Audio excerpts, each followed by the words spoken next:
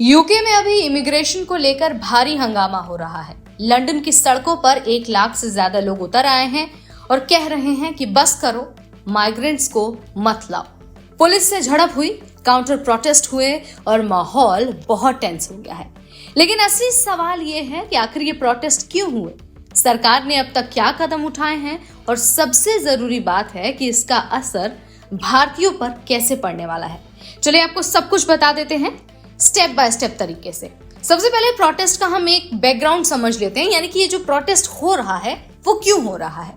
तो देखिए, यूके में इमिग्रेशन हमेशा सेंसिटिव इशू रहा है। ब्रेक्जिट कैंपेन से लेकर आज तक ये नैरेटिव बना है कि माइग्रेंट्स जॉब्स को छीन रहे हैं, हाउसिंग और हेल्थ केयर सेक्टर पर दबाव बढ़ रहा है। हाल ही में गुस्सा और बढ़ गया क्योंकि हजारों असाइलम सीकर्स को होटल्स में ठहराया गया है और इसका पूरा खर्चा पब्लिक मनी से हो रहा है। यही वजह है कि far right activist Tommy Robinson ने रैली बुलाई और इस रैली का नाम दिया गया यूनाइट द किंगडम और लंदन की सड़कों पर भीड़ उमड़ पड़ी। पुलिस और प्रोटेस्टर्स के बीच झड़पें हुई, काउंटर प्रोटेस्ट भी हुए जहां पर ग्रुप्स जैसे stand up to racism migrants के सपोर्ट में खड़े हुए।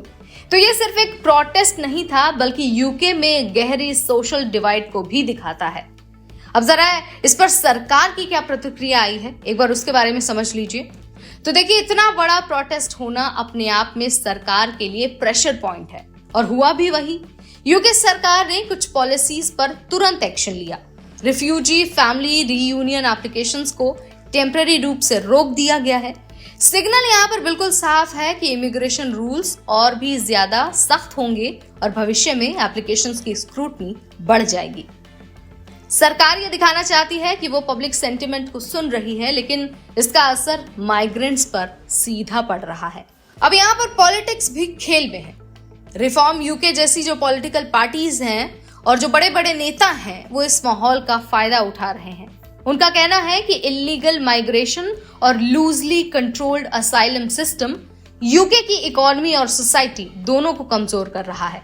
वहीं दूसरी तरफ ऑपोजिशन और एक्टिविस्ट ग्रुप्स ये कहते हैं कि ये सारी चीजें हेट और मिस इन्फॉर्मेशन पर टिका है।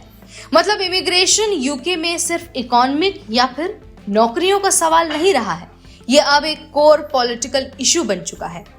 अब जरा ये समझ लीजिए कि इस प्रोटेस्ट का और इन सारी चीजों का भारतीयों पर क्या असर पड़ेगा। तो देखिए, यूके हमेशा से ही इंडियन स्टूडेंट्स, आईटी प्रोफेशनल्स और हेल्थ केयर वर्कर्स का फेवरेट डेस्टिनेशन रहा है।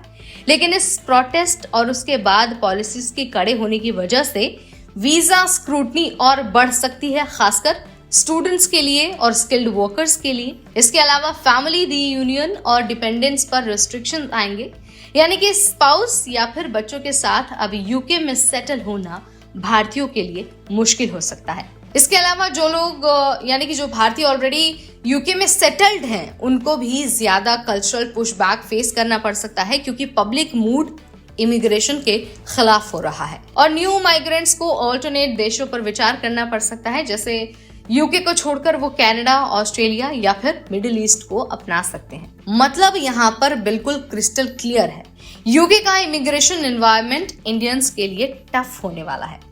अब देखिए, यहाँ पर हमें एक बड़ी बात समझनी होगी। बात यह है कि यूके की इकोनॉमी को असल में माइग्रेंट्स की जरूरत है, चाहे एनएचएस में डॉक्टर्स और नर्सेज हो या फिर टेक और कंस्ट्रक्शन सेक्टर में स्किल्ड लेबर।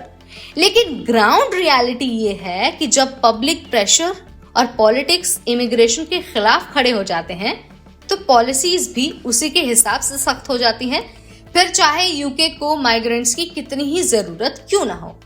यानी कि जरूरत और राजनीति के बीच टकराव है और इसका खामियाजा इमिग्रेंट्स, जिनमें भारतीय भी शामिल हैं, उन सभी लोगों को उठाना पड़ता है। तो भाई, यूके का ये जो प्रोटेस्ट है वो ये तो समझा देता है कि इमिग्रेशन सिर्फ इकोनॉमी या फिर नौकरियों की बात नहीं है, बल्कि इमोशंस, पॉलिटिक्स और सोसाइटी की परसेप्शन से भी जुड़ा हुआ है।